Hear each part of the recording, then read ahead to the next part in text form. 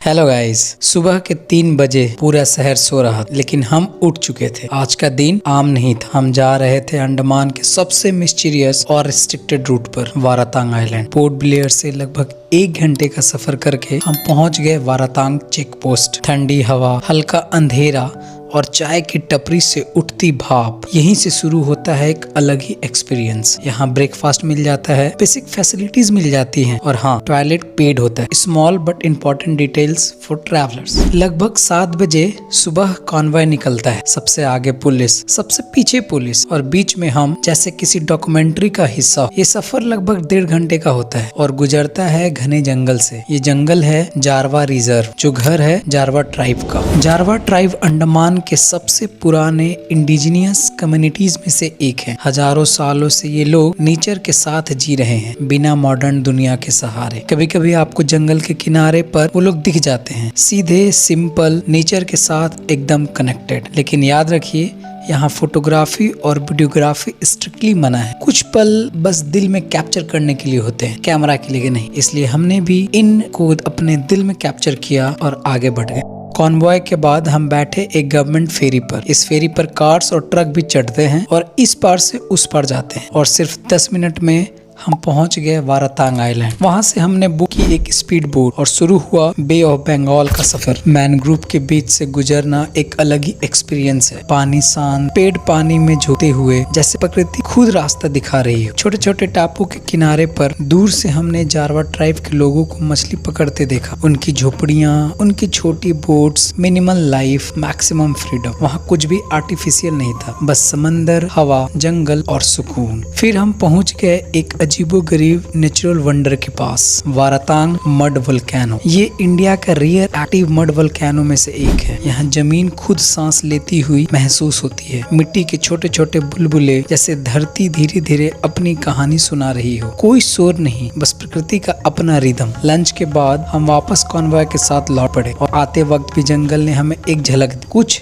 जारवा लोग शायद अपने घर लौट रहे थे। अगला दिन हम निकल पड़े 2 आइकॉनिक आइलैंड के लिए, रॉस आइलैंड और नॉर्थ बे आइलैंड। सबसे पहले पहुंचना होता है जेटी पॉइंट पर। वहां से आपको टिकट मिलता है, फिर वेट होता है बोट के फिल होने का। बोट में बैठते ही एक छोटा सा ब्रीफिंग मिलता है और फिर शुरू होता है समुद्र का सफर।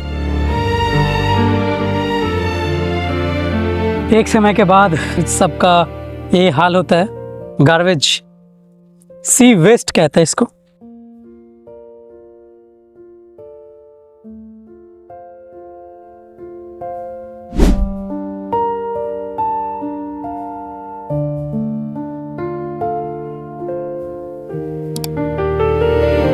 आप जो आइलैंड जा रहे हो, आइलैंड का नाम रॉस बोलने से पहले बोट का नाम याद रखना। द बोट नेम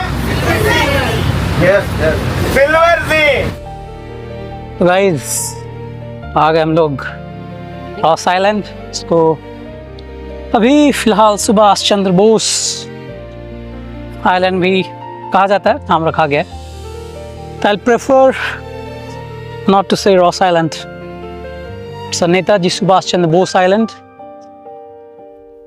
और यहाँ हो रहा है हमारा welcome US administration. So this, ये इसके थ्रू हम लोग आए और वो बोट हमारा और ये आइलैंड। आहा, सो देखो कौन आया हम लोग को वेलकम करने। Oh my God.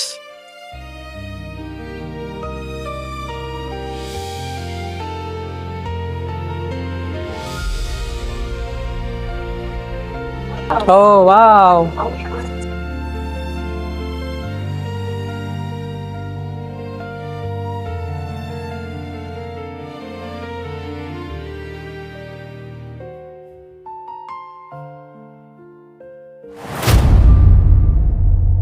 Falling coconuts.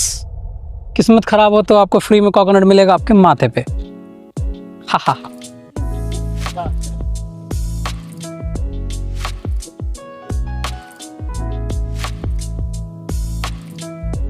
This is details map है, ये इसका डिस्क्रिप्शन। तो guys just think about this कि यू आर लिविंग हेयर, है ना, उस ज़माने में। और जैसे ही आप अपने घर से बाहर निकलते हो तो आपको दो चीज़ें दिखती हैं। एक ये खूबसूरत सा जीव जंतु जो भाग गया, ये एक खूबसूरत से ये प्राणी, है ना, हिरन, और इसके पीछे ये विशाल समुद्र, सी। तो सोचो कितना मस्त लाइफ स्टैंडर्ड होता होगा और लाइफ लोग जीते होंगे यहाँ पे। और ये आपके बागान में, बगीचे में आके ऐसे टहलते रहते हैं, ठीक है। और ये था आपका गेस्ट हाउस और उधर था officer house. This one is also officer house, ये सारा जो है।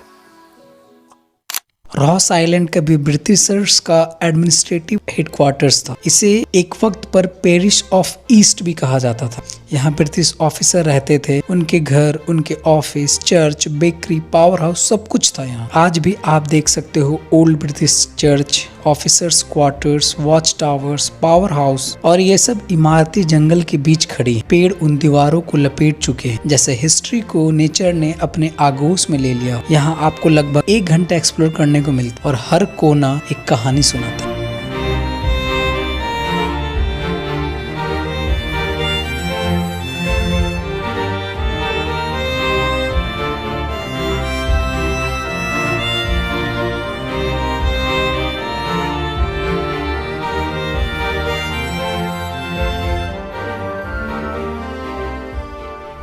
रॉस से निकलकर हम पहुंच गए नॉर्थ पे आइलैंड। यहाँ वाटर एक्टिविटीज होती है, स्नॉर्कलिंग, सी वॉक, ग्लास बॉटम बोट। लेकिन अगर आप पहले ही हैवलॉक आइलैंड में ये कर चुके हो तो शायद यहाँ उतना आपको थ्रिल फील नहीं हो। फिर भी समुद्र के रंग, हल्का टर्कोइज पानी और हवा का टच दिल को फ्रेश कर दे। यहाँ थोड़ा घूमकर, कुछ खाकर हम वापस बोट से जेट्टी आ गए और फिर नेक्स्ट डे हम वापस लौट आए अपने घर। अगर आपको ये चीज अच्छा लगा तो प्लीज हमारे चैनल को लाइक करें, सब्सक्राइब करें एंड वीडियो को शेयर करें बिंदास। Thank you guys.